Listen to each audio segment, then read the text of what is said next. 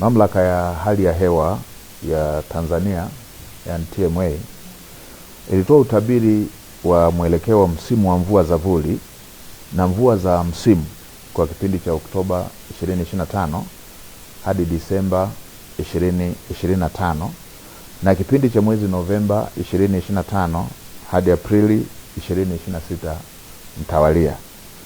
Na kutokana na utabiri huo, baadhi ya mikoa hapa nchini inatarajiwa kuwa na mvua za chini ya wastani hadi wastani kwenda chini ya wastani, na kutawaliwa na vipindi virefu vya ukavu na mtawanyiko wa mvua usioridhisha.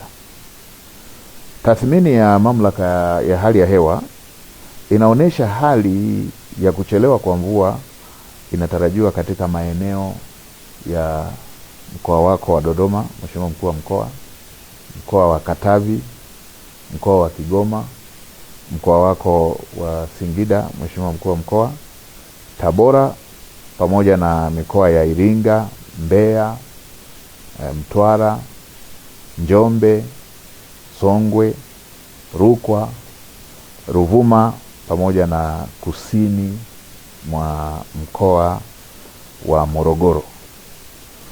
Na kutokana na taarifa hiyo, mamlaka ya hali ya hewa Tanzania nimeona ni vyema nitumie fursa hii kusisitiza masuala kadhaa muhimu kwa wananchi na mamlaka mbalimbali za serikali ili tuweze kujiandaa. Moja, Watanzania wote kujenga tabia ya kufuatilia kwa karibu taarifa za utabiri wa hali ya hewa pamoja na kuzingatia ushauri na maelekezo yanayotolewa.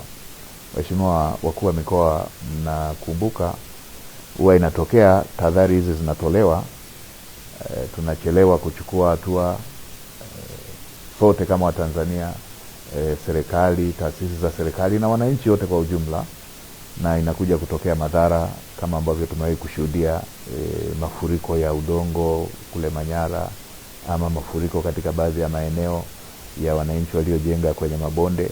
Kwa mara hii tunatahadharishwa kuhusu uhaba wa mvua, kwa mvua hazitakuja za kutosheleza na zitakuwa na mtawanyiko usioridhisha.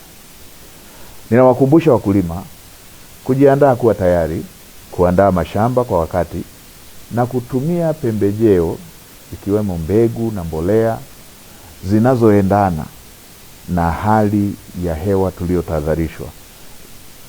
Tutumie mbolea na tutumie mbegu zinazoendana na upatikanaji wa mvua chache, sambamba na kuzingatia ushauri wa wataalamu wa kilimo ambao kwa sasa wanazunguka nchi nzima kukutana na wakulima na kutoa elimu. Pamoja na kuwa hakuna tishio la uhaba wa chakula, kwa sasa kama nchi tuna akiba ya ziada, tuna chakula cha kujitosheleza,